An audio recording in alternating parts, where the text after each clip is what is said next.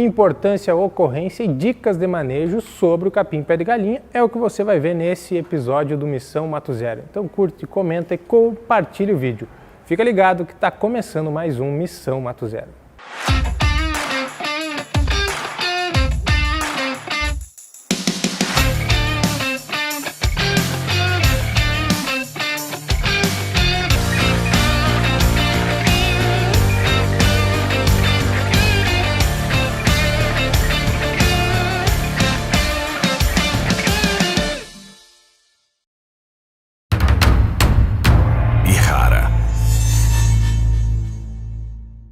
E agora o assunto é pé de galinha, manejo, controle de pé de galinha no sistema produtivo, focando na questão do sistema produtivo soja, milho, segunda safra.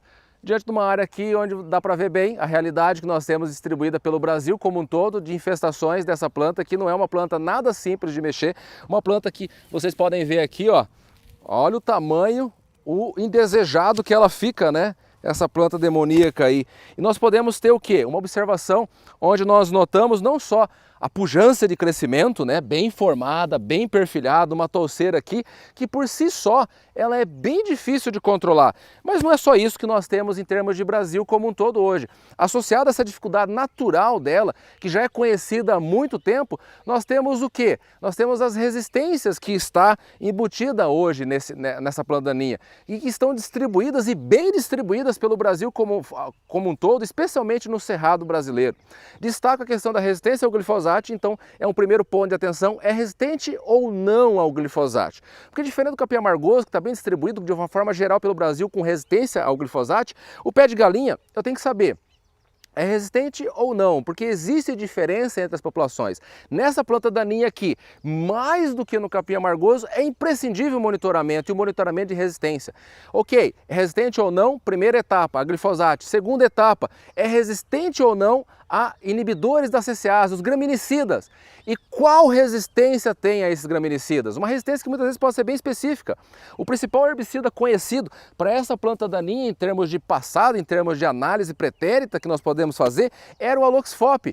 Agora, quando nós olhamos em termos de distribuição da resistência, é justamente a ele que existem as maiores frequências de resistência. É resistente a aloxfop? É resistente a cletodin? É resistente a quisalofop? Eu tenho que saber aquele que ainda está pegando esse mato.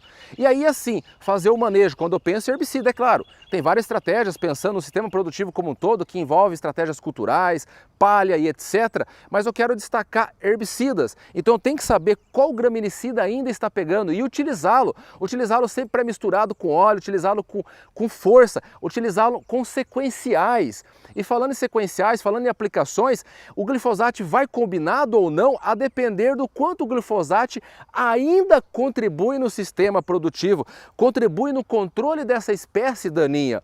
Se ele contribui, vai. Se ele não contribui, não vai. Associações com protóxicos podem acelerar, podem potencializar o controle, assim como algumas combinações com glufosinato podem ser feitas, exemplo de glufosinato com cletodin no manejo sequencial. Então tem opções em pós, mas não fica pensando só em pós.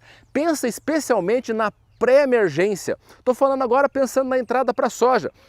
E quando eu penso em pré-emergentes, como eu vinha falando em pós, pensando antes da soja e dentro da soja, falo agora e destaco os principais pré-emergentes que nós temos controle. Existem vários, mas destaco o quê? Clomazone, destaco piroxofone, destaco S-metalaclor, destaco triflualina.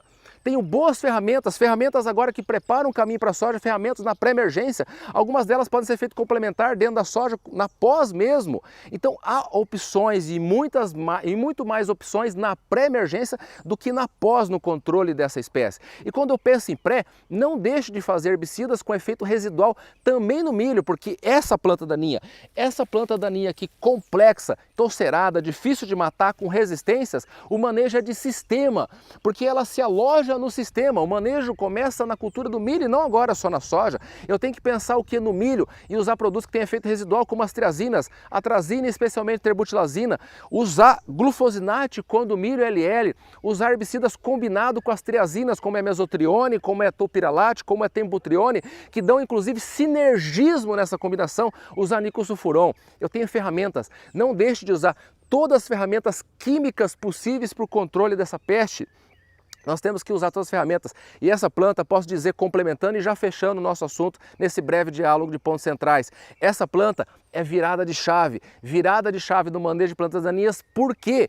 Porque ela é uma planta que exige de mim e de você que está acompanhando esse vídeo, exige atenção, especial atenção no monitoramento, porque como eu vinha falando, eu tenho que saber o que ainda mata ela. E além disso, é uma planta daninha que exige, mais do que outras ainda, pensar em sistema, pensar em pré-emergente. E é por isso que onde tem essa danada aqui, está aumentando o consumo de pré-emergente, porque é uma dor que tem que ser resolvida. E só um destaque para fechar o nosso assunto. Essa planta daninha, assim como o capim amargoso, uma touceira dela por metro quadrado, na média da área, vai te roubar uma Dodge Ram a cada 420 hectares.